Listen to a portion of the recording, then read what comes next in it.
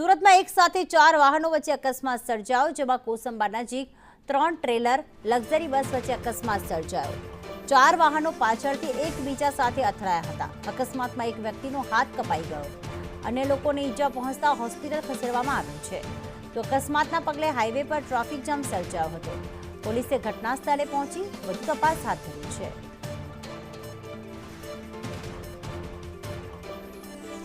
तो national highway 48 पर सूरतना कोसंबा नजीक एक साथे 4 तोतिंग वाहनों एकबीजा साथे અથડાયા હતા।